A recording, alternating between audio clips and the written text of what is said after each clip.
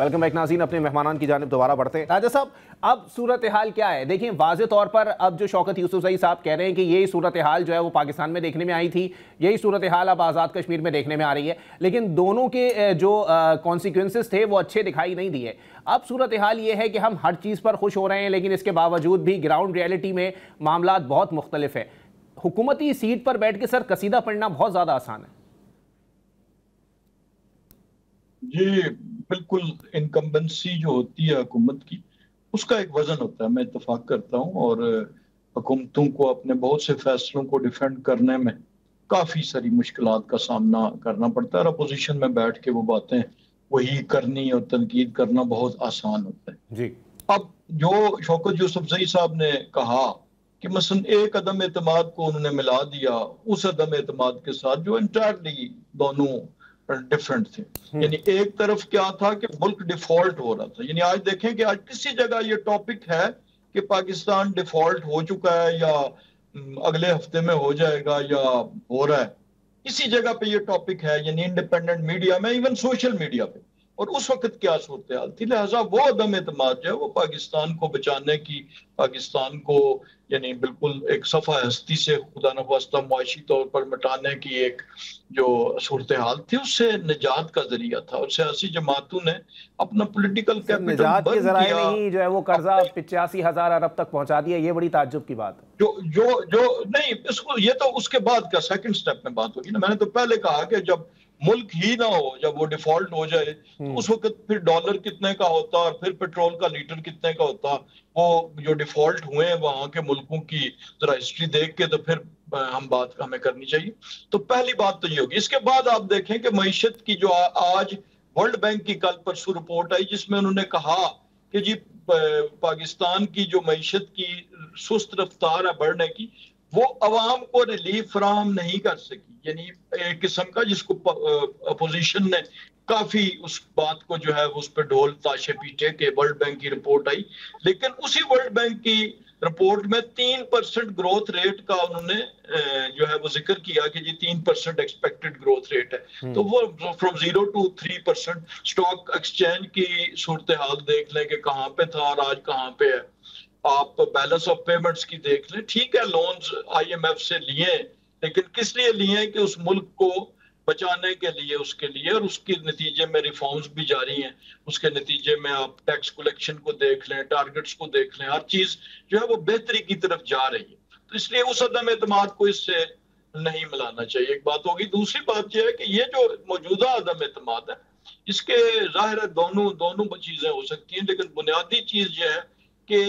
On the face of it آپ اگر حالات دیکھیں تو جو موجودہ پرائم منسٹر تھے، جو ایک لے مین کا تجزیہ ہے، وہ ناکام ہوئے تو کشمیر میں یہ حالات پیدا ہوئے جو آج سے 1 ماہ پہلے صورتحال تھی۔ تو بنیادی طور پر اس نے شاید ان دونوں سیاسی جماعتوں کو، ظاہر ہے یہ آزاد کشمیر کی پارلیمانی پارٹی پیپلز پارٹی اور مسلم لیگ نون کا فیصلہ یا ان کا تجزیہ ہے، because they are the real commanders اور real person people on ground, تو انہوں نے اس کا فیصلہ کیا اور اس کے نتیجے میں کیا۔ لہٰذا ان دو چیزوں کو ملانا اس کے ساتھ آپس میں وہ شاید اس طریقے سے ممکن نہیں ہے۔ ایک طرف اس وقت ملک کی تباہی تھی اور پھر ثابت ہوا، آج دیکھیں کہ ایک پہلگام واقعہ اور ایک پلوامہ واقعہ، ان دو کو کمپیرزن کر لیں، ایک طرف ہم جو ہے ان کا پائلٹ گرا کے اس جارحیت کے نتیجے میں اور اسے حوالے کرنے کے لیے ٹیلی فون کر رہے ہیں اور بھارتی وزیر اعظم فون نہیں اٹھا رہا، اور دوسری طرف جو ہے اگر وہ بھارت خود اپروچ کر رہا ہے جنگ بندی کے لیے، تو یہ دونوں ہر لحاظ سے، یہ جو بھی اپنا پریزیڈنٹ ٹرمپ کا انہوں نے ذکر کیا، تو یہ بھی تو وہی ٹرمپ ہے نا جس کی فتح پہ شادیانہ بجائے جا رہے تھے اور سمجھا جا رہا تھا کہ شاید جیل کی چابی جو ہے وہ ان کے پاس ہے، اور ایک رائل ایئر فورس کا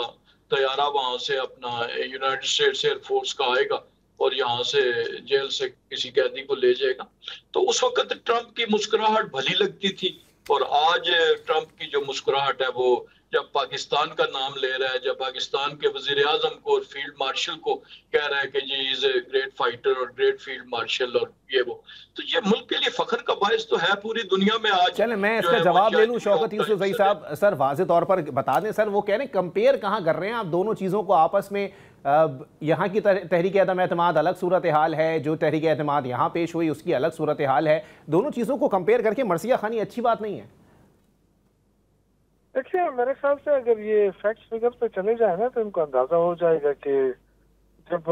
ہمارے آخری جو وزیر خزانہ تھے مفتاح اسماعیل نے جب اقتصادی سروے پیش کیا تھا تو اس وقت جو شرح نمو تھا ہمارا وہ 6% تھا، اور پھر اس کے اگلے مالی سال میں جب انہوں نے پیش کیا تو وہ 0.3 پہ آ گیا تھا، اور آج 2025 ہے وہ 3 پہ آ گیا ہے۔ تو آپ اندازہ کریں کہ ہم 6 کے اوپر تھے، یہ 3 پہ آ گئے ہیں، تو یہ تو مجھے بتاتے پہلے کہ انہوں نے کیا ترقی کی ہے، یہ تو نیچے لے کر آئے معیشت کو۔ پھر اس کے بعد جو فائنینشل ٹائمز ہے ان کی رپورٹ کے مطابق کہ جو ایشیا کے اندر جو سرمایہ کاری ہوئی ہے وہ سب سے کم سرمایہ کاری پاکستان میں ہوئی۔ تو میرے خیال سے ایک تو اپنے جو ہے اپنے میاں میٹھو بننا پڑے گا کہ ہم کہیں کہ ہم نے سب کچھ اچھا کر لیا، لیکن اس وقت کے جو ڈالر کا ریٹ تھا عمران خان کے دور میں، اس وقت جو تیل کا ریٹ تھا 150 روپے پیٹرول تھا، یہ چیخیں مارتے تھے کتنی مہنگائی ہے، آج 250 سے اوپر چلا گیا ہے پیٹرول۔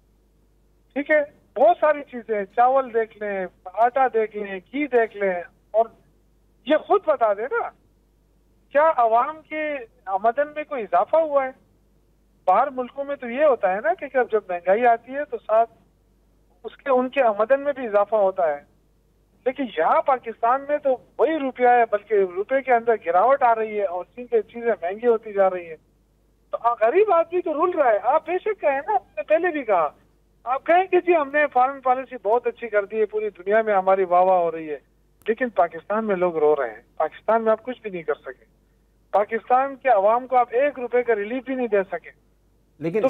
شوکت یوسفزئی صاحب، آپ کی جو حزب اختلاف کی جماعتیں ہیں جو اس وقت حکومت میں موجود ہیں، ان کا تو آپ لوگوں سے بھی یہی شکوہ ہے سر کہ آپ لوگ پولیٹیکل اسٹیبلٹی نہیں رہنے دیتے، جس کی وجہ سے اکنامکل کرائسس آ جاتا ہے۔ کبھی علی امین گنڈا پور صاحب چڑھائی کی بات کرتے ہیں، کبھی سہیل آفریدی صاحب بات کرتے ہیں، اس صورتحال کے اندر کیسے ان تمام تر چیزوں کو کنٹرول کیا جائے گا؟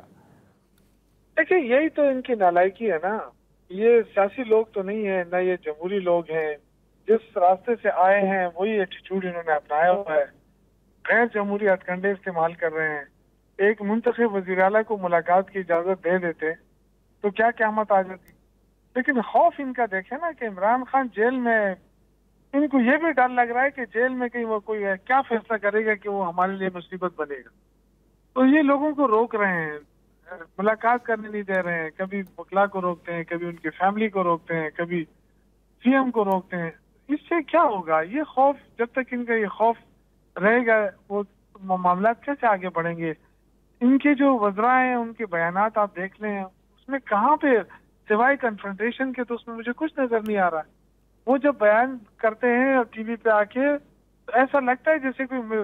دشمن ملک کے دشمن وزیر جو ہو یا کوئی دشمن پارٹی۔ لیکن شوکت صاحب آپ نے وزراء کا ذکر کیا، ایک وزیر کا سٹیٹمنٹ میں بھی آپ کو بتاؤں، انہوں نے کہا کہ بطور چیئرمین جو ہے وہ بیرسٹر گوہر صاحب سے جو ہے وہ جا کے مشاورت کر لیں اور پھر کابینہ تشکیل دے دیں۔ آپ کو اڈیالہ جیل کا راستہ ہی کیوں دکھائی دے رہا ہے کابینہ تشکیل دینے کے لیے؟ دیکھیں یہ تو غلط بات ہے، نون لیگ کو یہ حق تو حاصل نہیں ہے نا کہ وہ ہمیں بتائے کہ کس سے ملنا ہے کس سے نہیں ملنا ہے۔ کیا نواز شریف کنوکٹڈ نہیں تھا؟ جب وہ لندن میں بیٹھا تھا تو ساری ٹیم یہاں سے جہاز بھر بھر کے جاتی تھی وہاں جی مشاورت کرنی، تو کیا آج اڈیالہ جیل میں عمران خان کا ووٹ تو اسی کا ہے نا، مینڈیٹ بھی اسی کا ہے، بنایا بھی اسی نے ہے، تو کیا وہ اپنے لیڈر سے ملاقات کرنے نہیں جا سکتا؟ کس قانون میں لکھا ہے کہ نہیں ملاقات ہی نہیں ہو سکتی ہے؟ یہ تو جیل مینول کے بھی خلاف ہے نا۔ تو بہت ساری چیزیں ایسی ہیں جو یہ حکومت اپنے خود چیزوں کو خراب کر رہی ہے۔ صحیح۔ پرائم منسٹر دعوت دیتا ہے کہ جی آئیں بیٹھتے ہیں بات کرتے ہیں، ان کے وزراء جو ہے وہ نفرتیں پھیلاتے ہیں، تو پہلے تو ان کے آپس میں یا تو پرائم منسٹر بے بس ہے، ٹھیک ہے، یا ان کے جو وزراء ہیں وہ بہت ہی وہ ہیں کہ ان کو کنٹرول نہیں کیا جا سکتا۔ ٹھیک ہے، بہت شکریہ شوکت یوسفزئی صاحب پاکستان تحریک انصاف سے، راجہ قمر الاسلام صاحب مسلم لیگ نون سے، اور فیصل میر صاحب پاکستان پیپلز پارٹی سے ہمارے ساتھ موجود تھے۔ آیا آنے والے وقتوں میں صورتحال واضح ہو جائے گی کہ آیا 3 سے 4 دن کے اندر جو تحریک عدم اعتماد